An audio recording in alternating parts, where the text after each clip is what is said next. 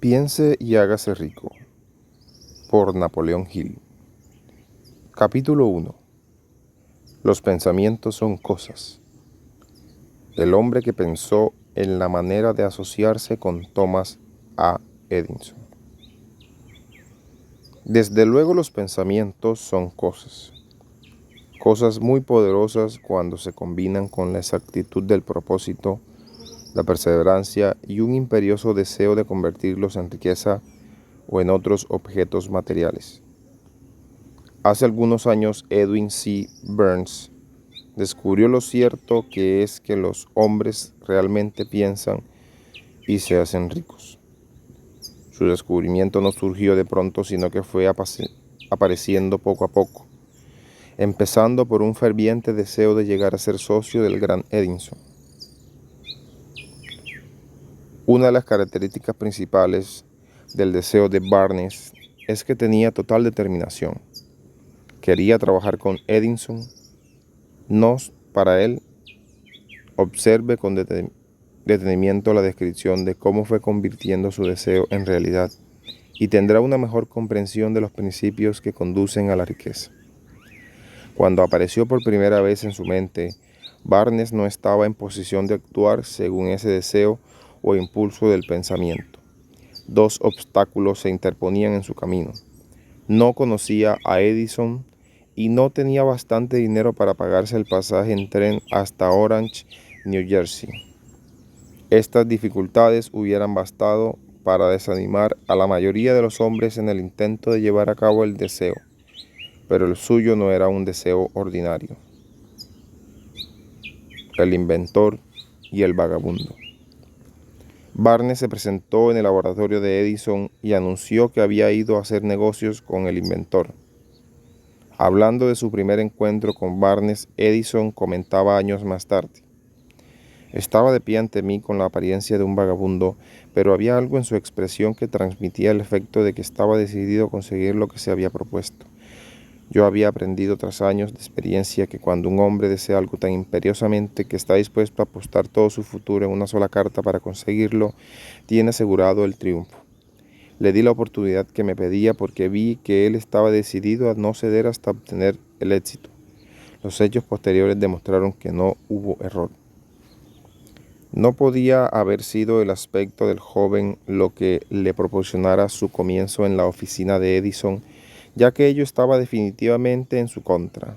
Lo importante era lo que él pensaba. Barnes no consiguió su asociación con Edison en su primera entrevista. Obtuvo la oportunidad de trabajar en el despacho de Edison por un salario insignificante. Transcurrieron los meses. En apariencia, nada había sucedido que se apropiase al codiciado objetivo de Barnes. Tenía en mente como su propio propósito inicial y decidido. Pero algo importante estaba sucediendo en los pensamientos de Barnes. Intensificaba constantemente su deseo de convertirse en socio de Edison.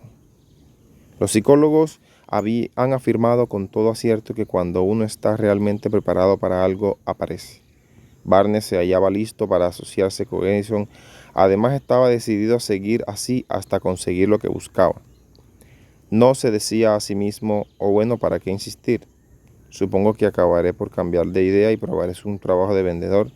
En vez de eso, se decía: he venido aquí para asociarme con Edison, y eso es lo que haré, aunque me lleve el resto de la vida. Estaba convencido de ello. ¿Qué historia tan diferente contarían los hombres si adoptaran un propósito definido y mantuvieran ese propósito hasta que el tiempo lo convirtiese en una obsesión obstinada? Quizás el joven Barnes no lo supiera en aquel entonces, pero su determinación inconmovible, su perseverancia en mantenerse firme en su único deseo, estaba destinada a acabar con todos los obstáculos y a darle la oportunidad que buscaba. Los astutos disfraces de la oportunidad. Cuando la oportunidad surgió, apareció con una forma diferente y desde una dirección distinta de las que Barnes había esperado. Ese es uno de los trucos de la oportunidad. Tiene el curioso hábito de aparecer por la puerta de atrás y a menudo viene disimulada con la forma del infortunio o de la frustración temporal. Tal vez por eso hay tanta gente que no consigue reconocerla. Edison acababa de perfeccionar un nuevo invento, conocido en aquella época como la máquina de dictar de Edison. Sus vendedores no mostraron entusiasmo por ese aparato. No confiaban en que se pudiera vender sin grandes esfuerzos. Barnes vio su oportunidad, que se había colado discretamente oculta en una máquina estrambótica que no interesaba más que a Barnes y al inventor. Barnes supo que podía vender la máquina de dictar de Edison. Se lo sugirió a este y de inmediato obtuvo su oportunidad. Vendió la máquina, en realidad lo hizo con tanto éxito que Edison le dio un contrato para distribuirla y venderla por toda la nación. A partir de aquella asociación, Barnes se hizo rico, pero también consiguió algo mucho más importante. Demostró que uno realmente puede pensar y hacerse rico. No tengo forma de saber cuánto dinero en efectivo reportó Barnes su deseo. Tal vez fueran 2 o 3 millones de dólares, pero la cantidad cualquiera que sea se torna insignificante cuando se la compara con la posesión que adquirió en forma de conocimiento definido en que un impulso intangible se puede transmutar en ganancias materiales mediante la aplicación de principios conocidos. Barnes literalmente se pensó a sí mismo en sociedad con el gran Edison. Se pensó dueño de una fortuna. No tenía nada con que empezar excepto la capacidad de saber lo que deseaba y la determinación de mantenerse fiel a ese deseo hasta haberlo realizado.